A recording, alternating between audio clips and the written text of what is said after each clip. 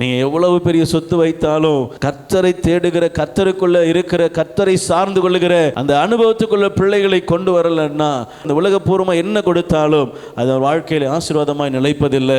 கர்த்தரை கொடுக்கும் போது மட்டும்தான் அந்த பிள்ளைகள் ஆசீர்வாதமாக என்ன செய்வாங்க, வளருவாங்க. அல்லேலூயா. பூமிக்குரிய ஆசீர்வாதம் வேணுமா? வேணும். அதை விட அதிகமாக பரலோகத்துக்குரிய ஆசீர்வாதம் வேணும். இந்த பூமி அழிந்து போகும், அது அழியாது. ஆமென். ஒரு தகப்பன் தன் பிள்ளைக்கு வெளிநாடு போகும்போது பைபிளை கொடுத்தாராம். உனக்கு எந்த சூழ்நிலையாக இருந்தாலும் இந்த வேதத்தை விட்டும் விட்டுறாத, பிடிச்சிக்கோ. நீ இந்த வேதத்தை ஒவ்வொரு நாளும் வாசிக்கும் பொழுது அவ்வளவு நாள் நீ போஷிக்கப்படுவாய் அப்படின்னாராம். அந்த பையன் கொண்டு போய் பைபிளை பூட்டின, ஜிப்பை பூட்டின மாதிரி என்ன செஞ்சுட்டான், பெட்டியில் வச்ச மாதிரி இருக்கு.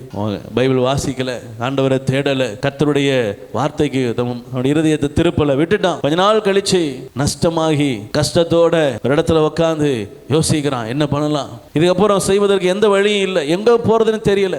ரொம்ப குழப்பத்தோடு உட்கார்ந்து இருக்கிறான். திடீர்னு அவனுடைய பேக் எடுத்து எதையோ தேடும் பொழுது இந்த வேதம் அவன் கையில் கைப்பட்டதான். உடனே அந்த வேதத்தை அவன் பார்த்த உடனே அவங்க அப்பா சொன்னது ஞாபகம் வந்தது. எந்த சூழ்நிலையிலும் இந்த வேதத்தை நீ வாசிப்பாயானால் இந்த வேதம் உனக்கு கை கொடுக்கும், உன்னை தூக்கி எடுக்கும், உன்னை ஜெயிக்க வைக்கும். உடனே அந்த வார்த்தையை அவன் இருதயத்தில் கேட்ட பொழுது அவன் வேதத்தை எடுத்து ஜிப்பை திறந்தானா, ஒரு பக்கத்துக்கும் 1000 ரூபா நோட்டு இருந்துச்சு. அல்லேலூயா. அவங்க அப்பா அவன்கிட்ட கொடுக்கும் போதே ஒவ்வொரு பேப்பருக்கு நடுவுலையும் ஒரு 1000 ரூபா நோட்டு வச்சு என்ன செஞ்சிருக்கிறார், அவனுக்கு கிஃப்ட் பண்ணியிருக்கிறார். அவனுடைய வாழ்க்கையில் நீ என்ன செய்யணும், மேலே வரணும்னு சொல்லி அந்த வேதத்தை அவனுக்கு கொடுத்திருக்கிறார். அவன் அதை அறியலை.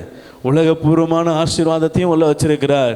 அதில் ஒவ்வொரு பக்கத்துலையும் ஒவ்வொரு வசனத்தை அடிக்கோடிட்டு இந்த வசனத்தை வாசின்னு சொல்லி அந்த ரூபா நோட்டை என்ன செஞ்சிருப்பாராம், எழுதியிருப்பாராம். அந்த வசனத்தை அந்த நோட்டை பார்த்த உடனே நம்மால் முதல் நோட்டு தான் எடுப்பான். அல்லேலூயா. நீங்களும் நானுமே நோட்டு தான் எடுப்போம். இந்த நோட்டு 2வது தான், அந்த நோட்டு முதல்ல. அவருக்கு தெரியுது பாருங்க. அந்த நோட்டை எடுத்த உடனே நோட்டில் எழுதியிருக்கிறார், இந்த வசனத்தை வாசி. ஒவ்வொரு நாளும் ஒரு வசனத்தை வாசிக்கிறான்.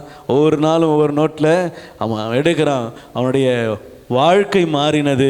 அவன் கொஞ்சம் ஒரு பாதி பைபிள் வர்றதுக்குள்ள இழந்த எல்லாவற்றையும் மீண்டும் பெற்றுக்கொண்டு அவனுடைய பழைய நிலைமைக்கு திரும்பினான். அல்லேலூயா, அல்லேலூயா. ரூபா நோட்டுனால அல்ல, அந்த ரூபா நோட்டில் இந்த வசனத்தை படின்னு எழுதியிருந்த வசனத்தினால. அல்லேலூயா, அல்லேலூயா. முக்கியமாக ரூபா நோட்டு முக்கியம்தான். ஆனால் அதை விட வார்த்தை முக்கியம், அதை விட தேவனுடைய சமூகம் முக்கியம், அதை விட தேவனுடைய கரம் நம்மை ஆசீர்வதிப்பது ரொம்ப முக்கியம். நம்முடைய பிள்ளைகளுக்கு நம்ம ஆசீர்வாதத்தை சேர்த்து வைக்கணும். ஆமென். இந்த உலகத்தில் எல்லா ஆசீர்வாதம் இருந்தாலும் ஒரு நாள் அழிஞ்சிடும். தேவன் கொடுக்கிற ஆசீர்வாதம் ஒரு நாளும் அழியாது. தேவனை சார்ந்து இருக்கிற பொழுது ஒரு நாளும் அந்த காரியம் மாறாது. அல்லேலூயா.